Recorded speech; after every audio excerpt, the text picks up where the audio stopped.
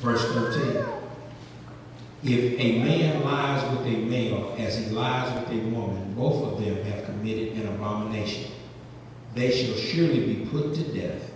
Their blood shall be upon them. See that? It's an abomination. It's an abomination. Let's look at Proverbs chapter 6.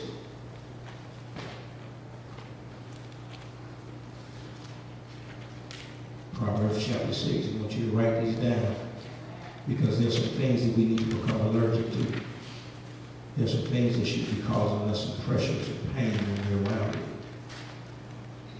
Proverbs 6, beginning in verse 16.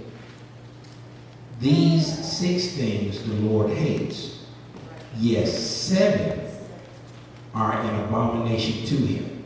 Okay, 6 things he hates, and the 7th thing is an abomination. The first thing that he hates is a proud look. The second thing he hates is a lying tongue. The third thing he hates is hands that shed innocent blood. The fourth thing that he hates is a heart that devises wicked plans. The feet that are swift and running to evil. The fifth thing that he hates is a false witness who speaks lies, and one who, that's the sixth thing. And then the seventh thing is, and one who sows discord amongst brothers. Sowing discord is an abomination. Sowing discord is an abomination. Let's turn to Luke chapter 6, Luke chapter 16, and I'll be done.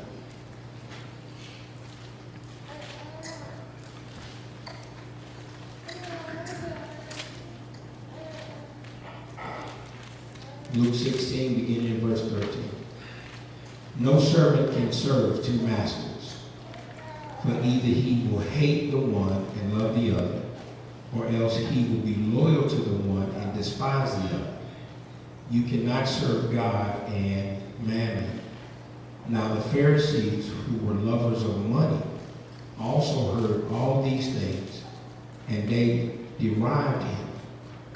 And he said to them, you are those who justify yourselves before men, but God knows your heart, for what is highly esteemed among men is an abomination in the sight of God.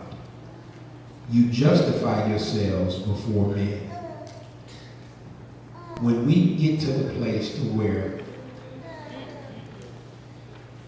we accommodate abominations, or the sensation of sin does not give us a sinus infection, then watch this. In the word sinus, you have sin. S-I-N-U-S. What will happen is we will begin to try to justify our wrong. Within the body of Christ, we have to get to the place to where we fight against our nose and nasal passages spiritually. Because the enemy wants to get us to the place to where we no longer become allergic to abominations and to where sin does not cause a sinus infection. For anyone who has had a sinus infection, you understand it just causes you and it forces you to do something about it.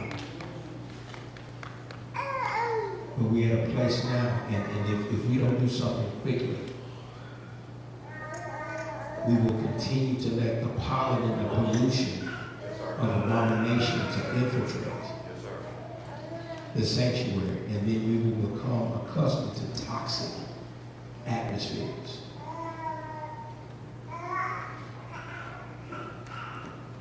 My question is, are you accommodating or allergic to abomination? I'm not talking about what you practice, I'm talking about what you allow. Do you speak out against it on the same platform that you blast other people? We can stand.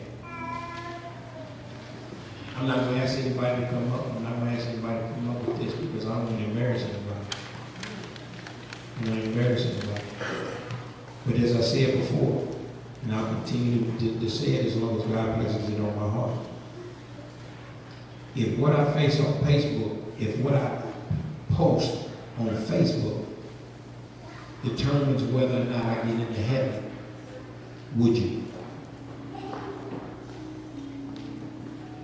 Let me say it this way, and I'm going to drive this point home the next couple of weeks or so. The Bible says,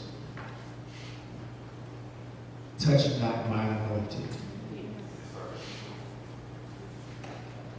In the court of public opinion, David had just cause to kill Saul because Saul was trying to come and kill him. And when they were in the cave and Saul was sleeping, David's boy said, man, let's get him. We got him now.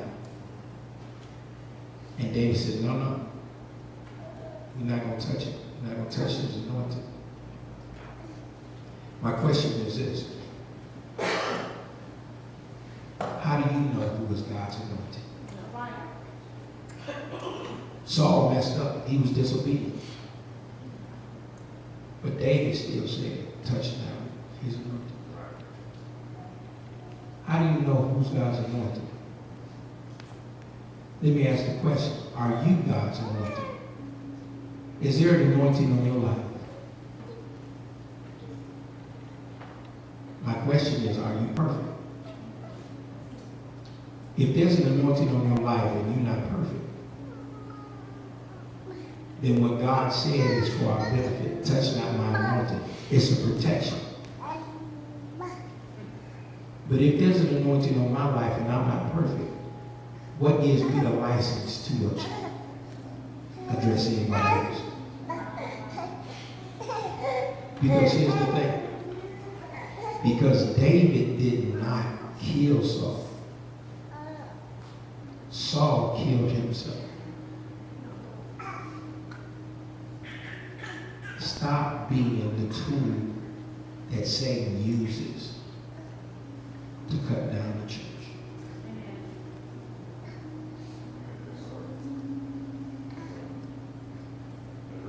Stop. We're celebrating Juneteenth today, and that's the day that Texas got the word that they were free. It's a beautiful day to be free from some stuff today. All right. It's the perfect day to be free. Yes. We heard on Wednesday night to get our stuff back. We got to let some stuff go. Amen. We got to let some flow go. But the first thing is we need to get healed.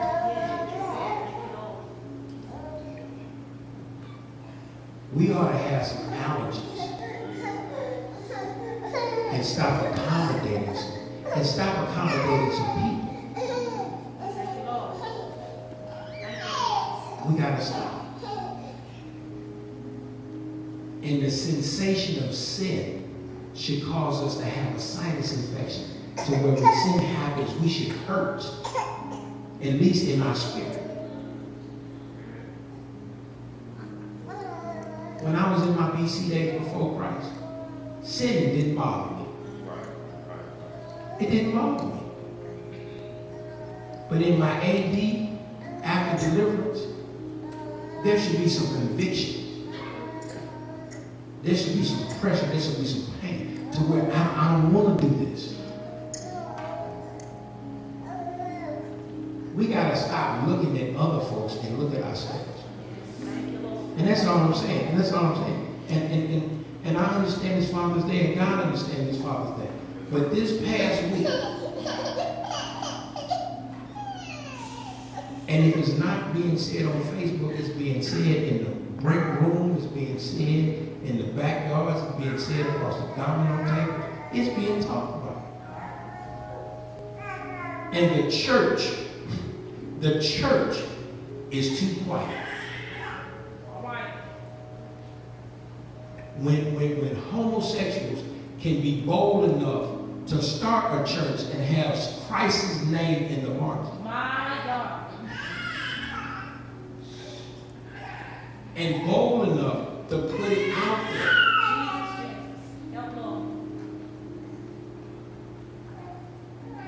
And they do it because we're not allergic to it.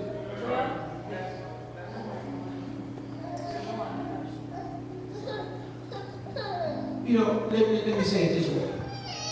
One of the ways to know if you're allergic to something is if that virus comes to you.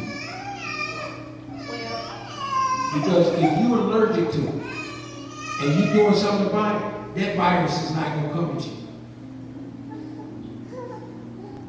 If you're not about sowing discord, gossiping people ain't going to come to you.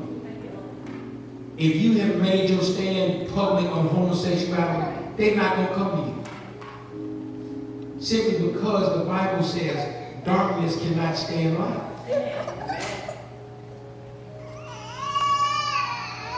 But some of us are scared. We want to talk to fellow Christians about, you know, I don't believe in homosexuality. Okay, but when you see somebody with an alternative lifestyle, we have the ministry of reconciliation. And here's the thing, you don't have to ask them if they have an alternative lifestyle. Just ask them, do you have a right relationship with God? That's it. That's right. That's it. Yes, sir. Do you have a right relationship with God? Yes, sir. If you were to die right now, are you assured that your name is engraved in the Lamb of God?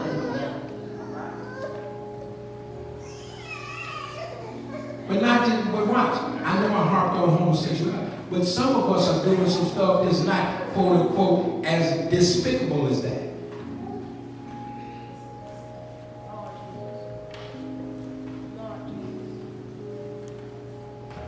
Ladies, is that man worth going to hell for? Then don't let him in your bed.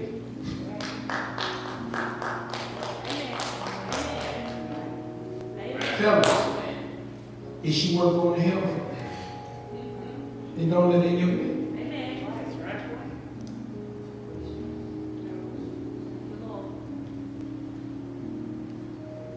Is your kids worth going to hell for? James 4:17 says, for him that knoweth to do good and doeth it not. You see, tell your kid that lifestyle is wrong. I love you, but I don't love you. And the reason why I love you is because I'm telling you, it's wrong. Because when we don't say nothing, we agreeing with what they do. They're going to be okay. They're going to get mad at you. I hate you. I can't stand you. Okay. Okay. At least you got some feelings towards me. If you hate me, you got feelings towards me. If you don't like me, you got feelings. Okay. But I'm going to tell you. Because watch. How many of us in here who have children? No. Father's Day. Fathers. How many of us in here could stomach our sons coming home with an alternative lifestyle?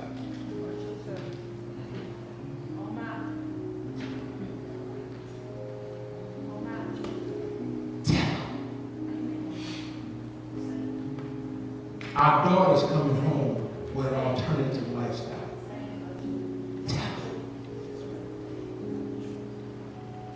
Our kids coming and smoking dope in our house. Lord have mercy, man. Coming home, laying in our guest room with another person of the opposite sex doing what married folk do. Lord have mercy. This stuff is happening. Why? Because we are accommodating. Thank you, Lord.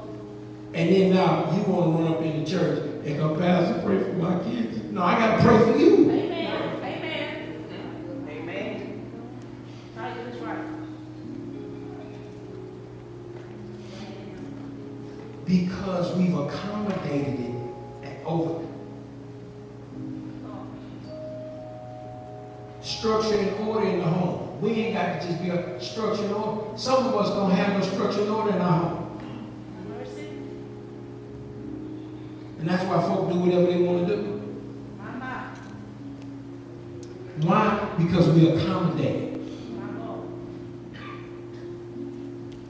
Grown folk got their own address. Elder lives at 7907 Branson Park Lane, Humble, Texas. I have a set of keys and the code to the combination. But I do not have a license to go in that house anytime I get ready.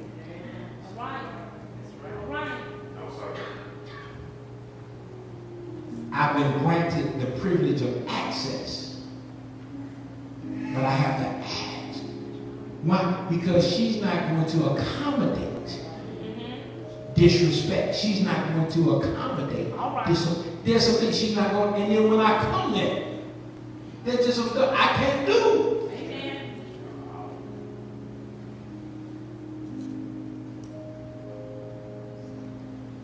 And then we wonder why the body of Christ is like it is.